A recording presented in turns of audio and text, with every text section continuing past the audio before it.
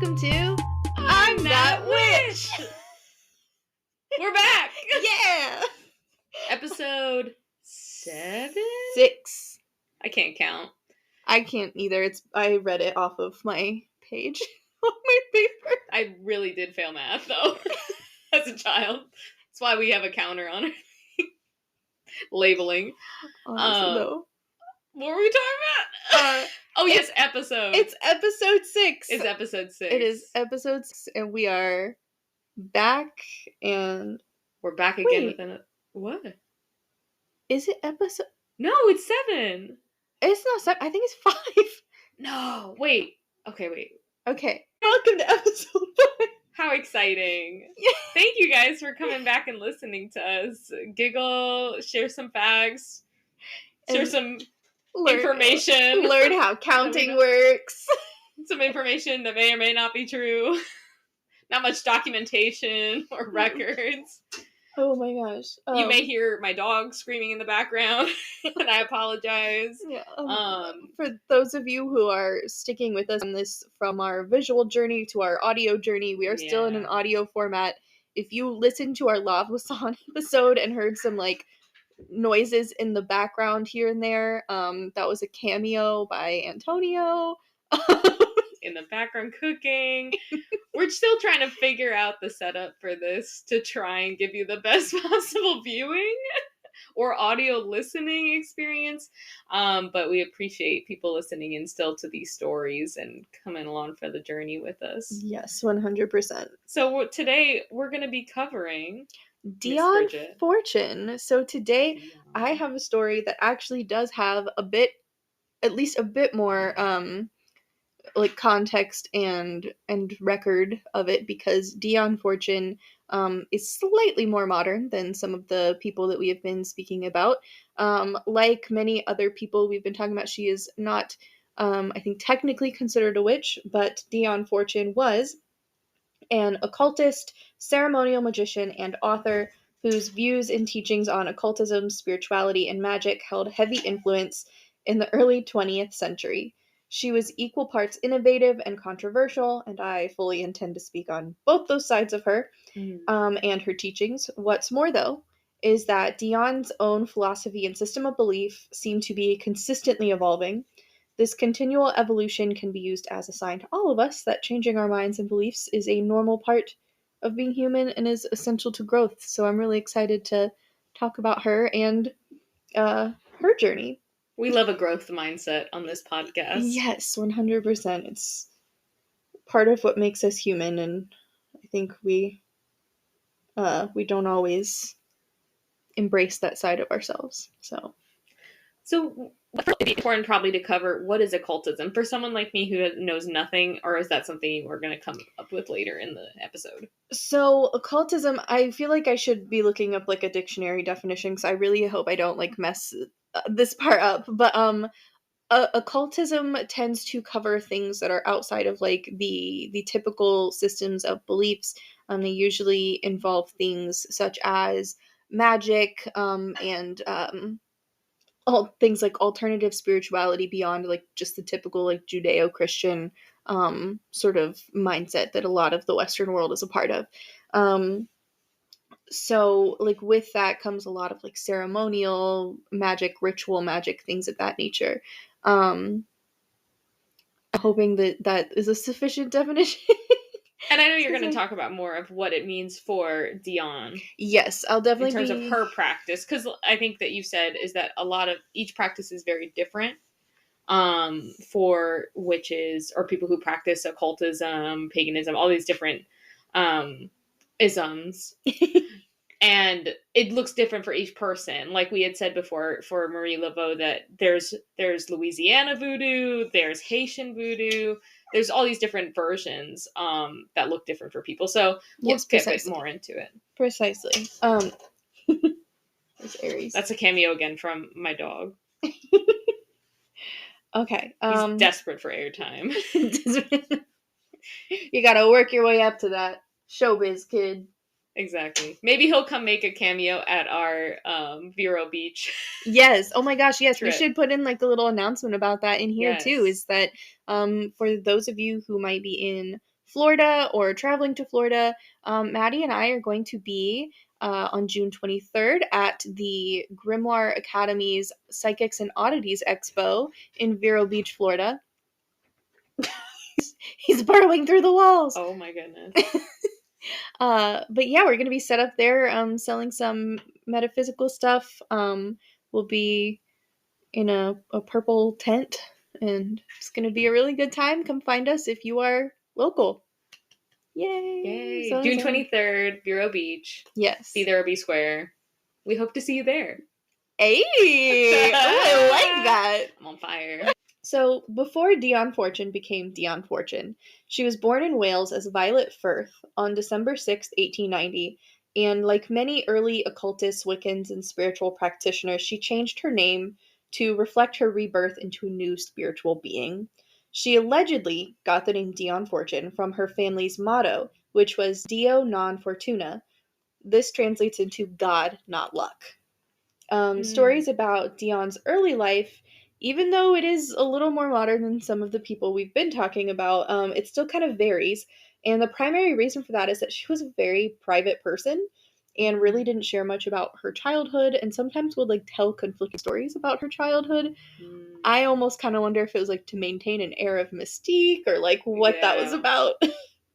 She's like, I could be 40 or I could be 70. You'll never You know. never know. What we do know is that her family worked in the steel industry and that they became manufacturers of firearms, thus bringing them into like new money status.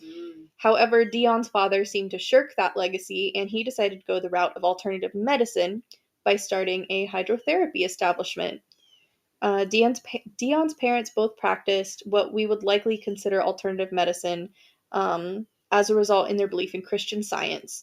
So that essentially just means that they rejected most modern science or medicine in favor of natural or faith-based healing. Dion grew up in this faith, but it's unclear how much she participated or believed in Christian Science. I just imagine someone coming in to her father's shop and he's like, but have you tried the Bible? So, have you rubbed it all over to make sure?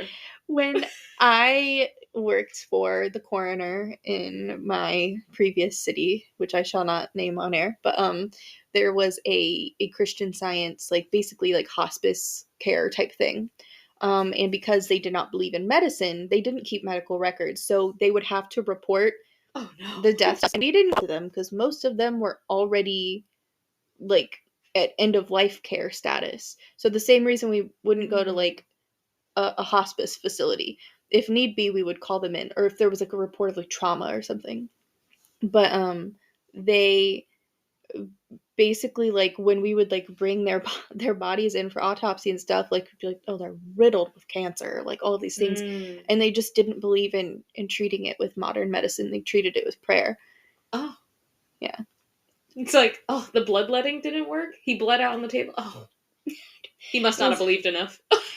It was always interesting, like, that's crazy, talking to their families and stuff, because a lot of times I think their families were like, I don't know why my mom decided to do this. I feel like a lot of them, like, their families were not Christian Scientists. And eventually we started getting, like, their records of, like, their intake paperwork when they would, like, check themselves into this facility, and, like, their answers to some of the questions were really interesting. But they didn't have like actual nurses, like they had care staff, but they didn't have medical records or anything. So we didn't have any medical history for any of them. Wow. We're just like, okay. So this is nothing like antiquated in terms of they're still practicing that in some form or fashion now. Christian Science is still definitely a thing. I think that there was a Christian Science center in my hometown, because I remember looking at it and being like, that feels like an oxymoron. Christian Science. Oh, so her father is involved in this, in his practice. Both of her parents, were Christian scientists, and it's not really clear how much she actually believed in it, but she was raised in that practice. So she was no stranger to like alternative medicine or alternative spirituality, although she would have probably been Christian in that like kind of capacity. When it was time for Dion to go away to school, she chose to study horticulture, and after graduating, she took a job with the same university where she had received her degree. However, she was working under an employer who was very hard on her, very manipulative, and after several failed attempts at leaving her place of employment, Dion had a nervous breakdown and moved back in with her parents. Oh no. It Sounds was like me in my 20s. honestly, me too. Me too, girl. It was at this time that she began studying psychotherapy and took significant interest in Sigmund Freud, Alfred Adler, and Carl Jung. She ended up enrolling in psychology classes, and she took a job as a counselor at a psychology clinic after graduating from there. Um, it was also around that time that Dion started taking interest in spirituality and occult practices. She would spend her lunch breaks at little seminars or like kind of like lunch and learns hosted by a group called the Theosophical Society, and she really began to fit herself into their system of beliefs. It's just gonna, that way you can cut it out. Perfect. Okay, so the Theosophical Society was a group with three primary tenets. One, to form a nucleus of the universal brotherhood of humanity without distinction of race, creed, sex, caste, or color. So, inclusivity. Two, to encourage the study of comparative religion, philosophy, and science. And three, to investigate the unexplained laws of nature and the powers latent in man. Their seal included a Star of David. Hello? Let me try that again. Their seal included a Star of David, not dated, Star of David, Ouroboros, which is the snake eating its own tail, a swastika, pre-Nazi. This was pre-World War II, Okay. when the swastika meant something different. Uh, an Ankh and an Om symbol. And their motto was, quote, "There is no religion higher than truth." So very, and their intention was to make an inclusive society that basically kind of like rejected the formality of these separate religions and instead sought only like a higher truth within all of them, which is an interesting concept, and it definitely appealed to Dion. Many of the people following the movement of theosophy believed that religious figures were considered masters of truth in some way, and that we could channel them through seance and mediumship in order to tap into our own higher potential. Dion was very intrigued by this concept, and it appealed to her own experience as she claimed to have had visions as early as the age of 4, mostly of what she believed to be her own past life in the lost city of Atlantis. Whoa! She's like, "Mom, I'm a mermaid." That's nice, honey. Take your hydrotherapy back. Oh no. Oh Sit down, gosh. child. I can't do a Welsh accent. I know. I won't attempt it. But, I mean, Yeah, that'd be iconic. honestly, A mermaid in a previous life? I know. Well, I presumed it was prior to Atlantis sinking. You would hope. Yeah. Oh, well, then she wouldn't. Then she wouldn't be a mermaid. She Yeah, wouldn't be she a would have been just mermaid. like a normal. Yeah. Dang. I don't know, but Anyways. it's an interesting concept for sure. And so the fact that she'd already had these visions, I think that it really probably appealed to her, like, oh, like this idea that we can go into trances or have seances and connect with these higher powers. One of whom was Jesus Christ, which would be a figure obviously that she was familiar with, being raised in the Christian faith. So they would say, like, you know, Master so and so, Master such and such, Master Jesus was one of them, because they were masters of like higher consciousness rather than being the Son of God type of situation. Okay. So as Dion got farther into the occult, she began to lose interest in psychology due to what she perceived as shortcomings in its ability to provide true spiritual healing. She became further entrenched in theosophical literature during her time serving with the Women's Land Army in World War I. After the end of World War I, she found her first spiritual mentor, an Irish Freemason named Theodore Moriarty. It was a mouthful. The two were fast friends, and Dion became an acolyte at his Masonic-influenced lodge in London. Around this time, Dion also joined the London Temple of the Alpha et Omega, a group which was previously called the Hermetic Order of the Golden Dawn. I won't go into too much detail because I would really like to do a full episode on the Hermetic Order of the Golden Dawn in the future. Um, but essentially, the Hermetic Order of the Golden Dawn, which I will now just say the Golden Dawn because it is much easier, splintered into several groups after a scandal, and Alpha et Omega was one of those groups that it splintered into. They were very ritual based and believed in metaphysical teachings, spiritualism, and they became the outline for many modern pagan practices such as Wicca. From the sounds of it, Dion wasn't super into the ritualistic part of the order, but it gave her a framework in which she could further her studies on magic and explore trance mediumship. It was through trance mediumship that Dion and her friend Charles Loveday got into contact with who they claimed to be the Ascended Masters in 1922. Mm. Much like the story of the Ten Commandments or the Book of Mormon, the Ascended Masters gave instructions to Dion and Charles to write a book about the truth of the universe, which is exactly what they did. In 1924, Dion, Charles, and several others formed their own occult group, and Dion continued to publish articles and books about cosmic order and ascension. At this point, Alpha et Omega's leader, Moina Mathers, these people have great names. Yeah, Moina that's true. Mathers, Moina. Theodore Moriarty, and Moina Mathers. But Moina wasn't loving that Dion was going off and doing her own thing, and she ended up expelling Dion from Alpha et Omega, telling her there were signs in her aura that indicated she was wrong. So she's like, and I just don't like your aura. The vibes are off. Yeah, the vibes are off. Honestly, though, just It was not the digging the pre-Gen vibes. Z. The vibes are off. The vibes are not vibing. Truly, though. But Dion wasn't dissuaded by it, and she and Charles Loveday went on their merry way and joined the Theosophical Society, which had been what kind of drew Dion into this all in the first place. Dion quickly rose through the ranks of her chapter and became president. Hello?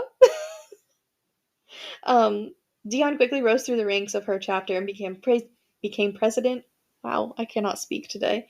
And changed her section, her like little chapter, into the Christian Mystic Lodge of the Theosophical Society. She believed that with all the inclusionary qualities of the Theosophical Society, still not enough respect given to Christianity and the Master Jesus.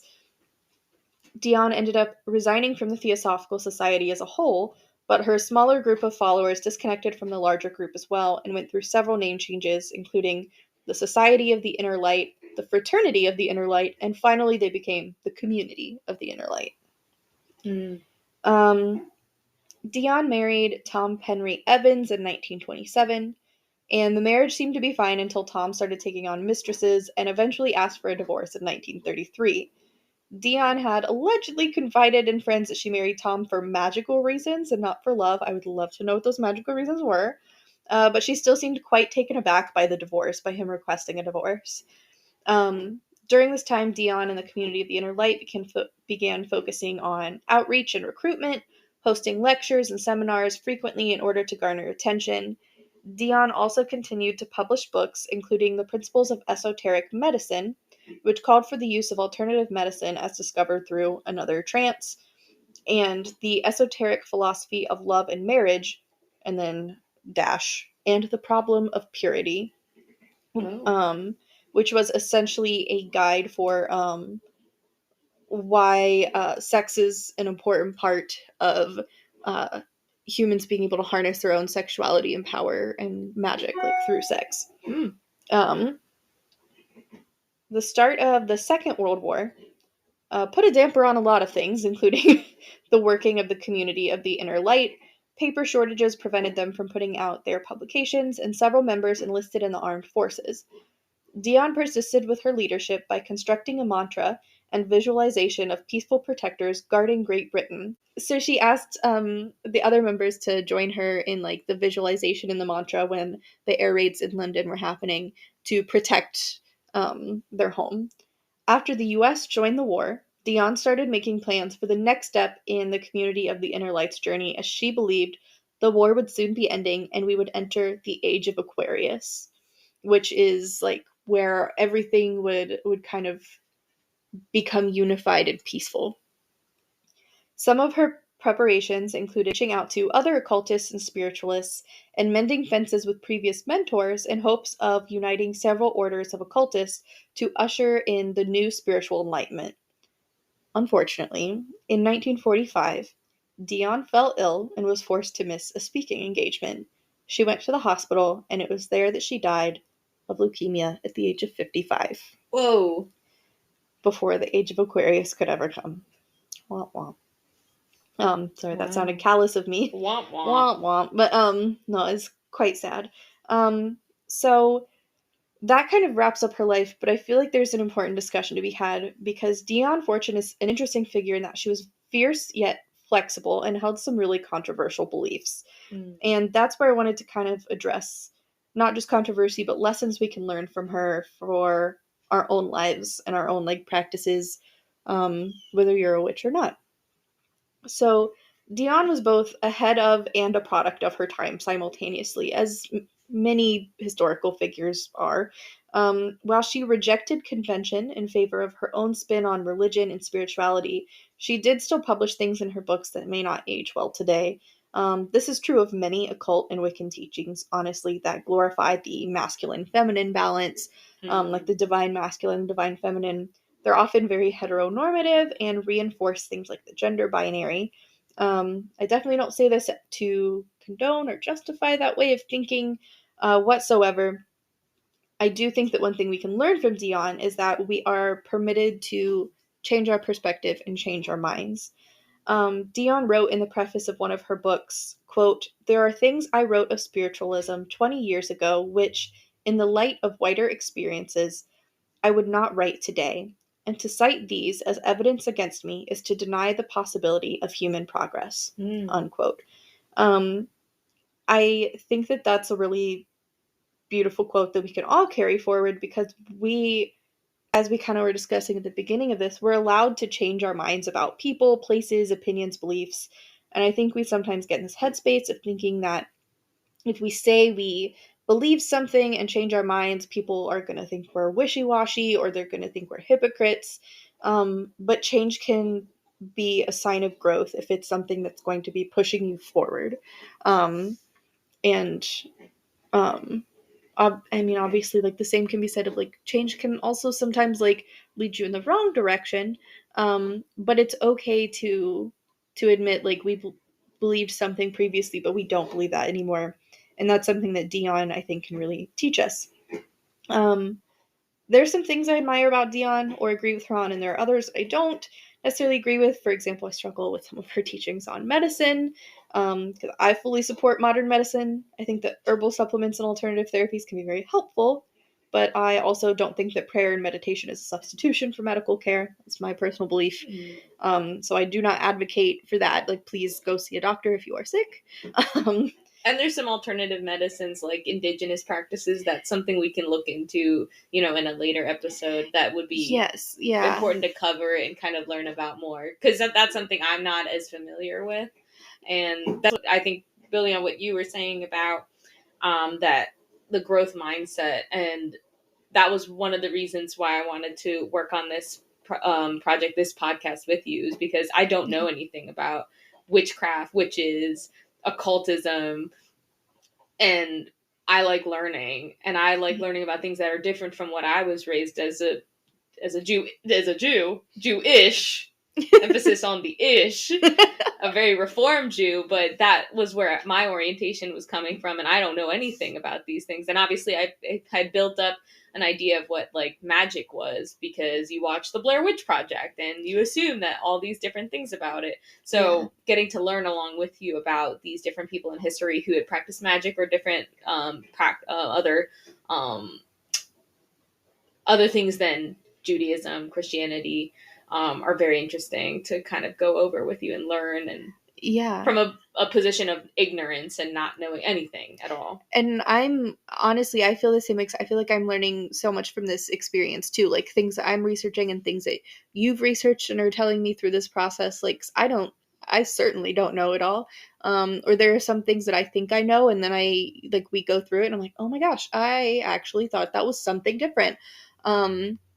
so I think this is a really exciting opportunity for both of us to be learning about things. One Yeah. thing I'll transition back into, like, as far as like things that we can learn from her, I think really relates to you and I talking about how we weren't necessarily raised in these traditions, and we're learning about them as we go.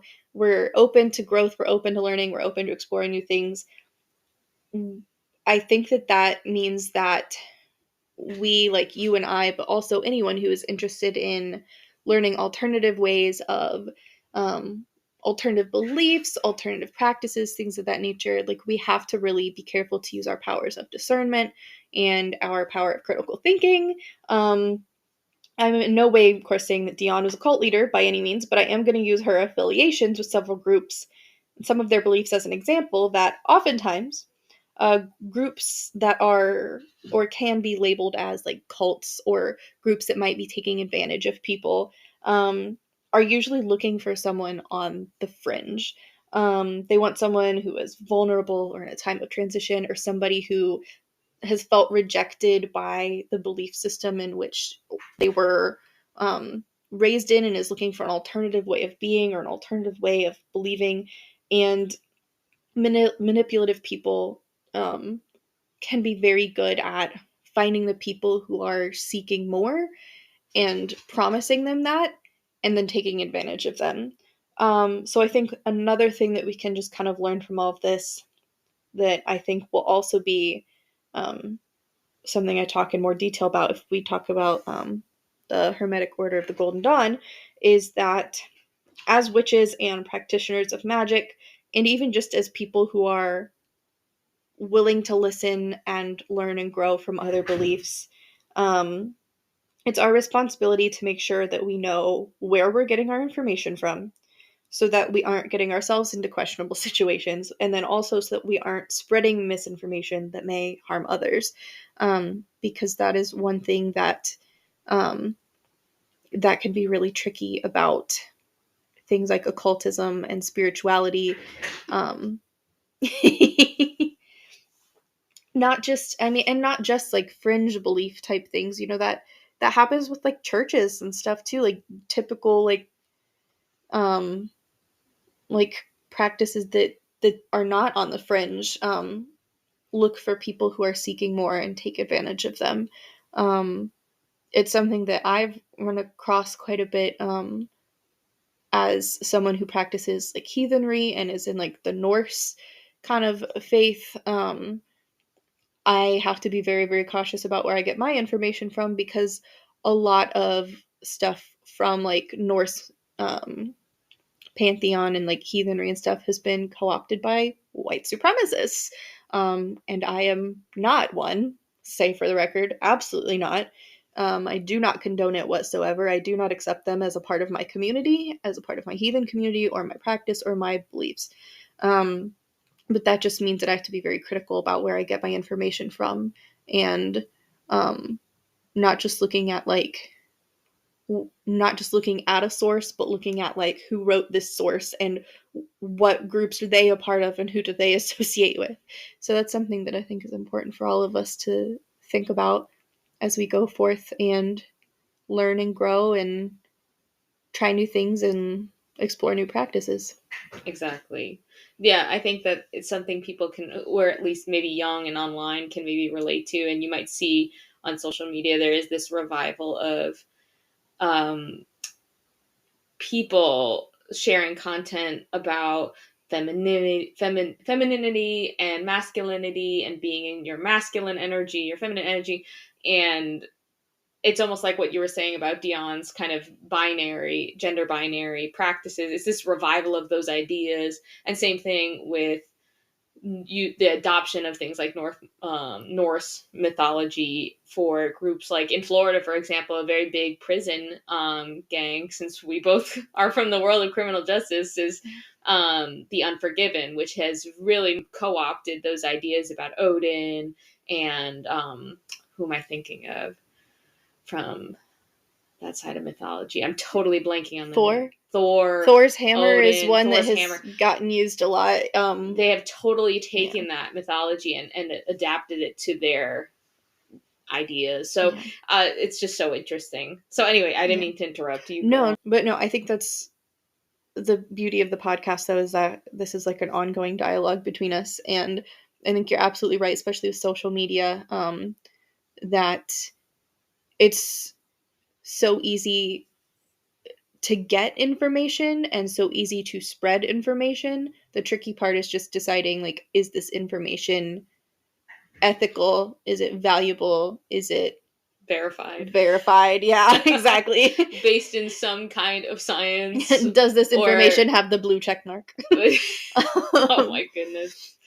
Yeah. And I mean, and I would like to say too, like, there's nothing wrong with the concept of like embracing your divine feminine or divine masculine. You know, I don't at all mean to like poo-poo that idea.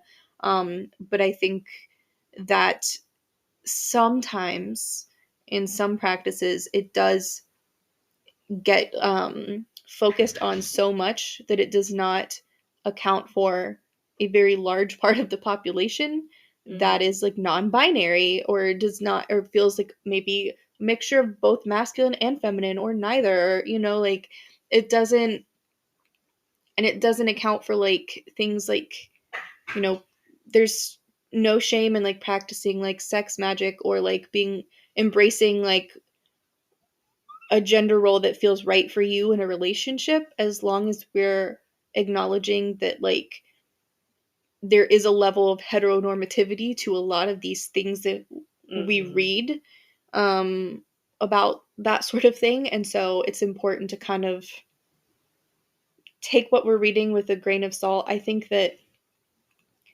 to me, all information is valuable for some reason, even if that is, I read it and now I recognize I don't like this. I don't think that this is something I can adopt in my practice, or reading something and being like, "Ooh, that is dangerous misinformation." I still gained some value from that. So I don't know. That's just my personal feeling on it, but that's why we don't ban books. Exactly. Shout out Florida. Yeah, right. Oh my gosh. Why we shouldn't ban books. Exactly, because all information, not all information is good information, but all information is valuable information for some reason or another. But we should, the whole point of not banning books is being able to teach our children from a young age to think critically and read critically and be able to discern for themselves like what information is valid and what information is not. And by banning large swaths of information, we are severely putting our children at a disadvantage as far as like being able to teach them to think critically for themselves. Agreed. I keep getting political. I'm so sorry. Nah, it's just a very sad state down here. But, you know, shout out to the people in Florida and other red/purple states that are, you know, struggling with the current state of affairs, you know, that we live in. But and shout out to term limits, man. Shout out. God. Please take this demon out of our state. Anyways, let's move on before we say something else. Get our own information banned. Exactly. Let's move on. So yes, so that is all that I have on Dion Fortune. Well, that was awesome. Thank you. I really like the reflective mindset she had and how we adopt that ourselves in our own practice. I think it's very good.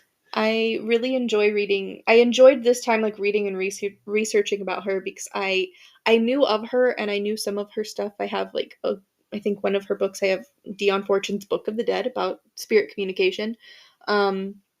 But I don't think I knew like as much about like all of these beliefs that she held, all of these like communities that she was a part of, and it was interesting to me to be like, okay, like there's some things in here that like have me kind of raising my eyebrows. I'm like, I don't know about that, girl. Yeah.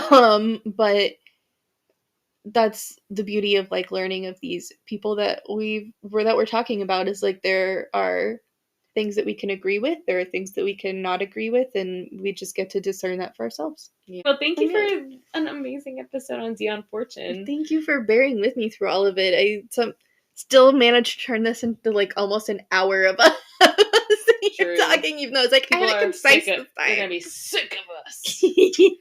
But if you did enjoy this episode, catch us on the social medias if you prefer, because Bridgette has our TikTok of different little videos that are related to the podcast, unrelated to the podcast, talking about our upcoming trip to Vero Beach, where we will hopefully see some of you in person. Yes, if you are out that way, please stop and say hi. We'll be there under the name Love Witch Spells and Supplies, because that's my business name, and come meet us. And I don't know, we'd love to see you guys. And if you like this episode or other episodes you've heard, like and subscribe. Feel free to leave us a review or rate us or whatever. Share with your friends. We would really appreciate it. It helps us out a lot. And what you'd like to hear in the future. Yes, I think that one idea that we should, I think, come up with some options. Maybe we can put a poll up on TikTok and see if people would be willing to vote and get some good ideas of what people want to hear. Yeah. All right. Thanks, guys. Bye. Bye. I'm That Witch is researched, written, and hosted by Maddy Guerra and Bridgette Golden, edited by Bridgette Golden. You can find more episodes on Spotify, YouTube, Apple Podcasts, Amazon Music, or wherever you find your podcasts. You can also find us on social media on Instagram at LoveWitchSpells or TikTok at LoveWitchSpells13. Make sure to like and subscribe if you liked what you heard today and want to hear more. Thanks for listening.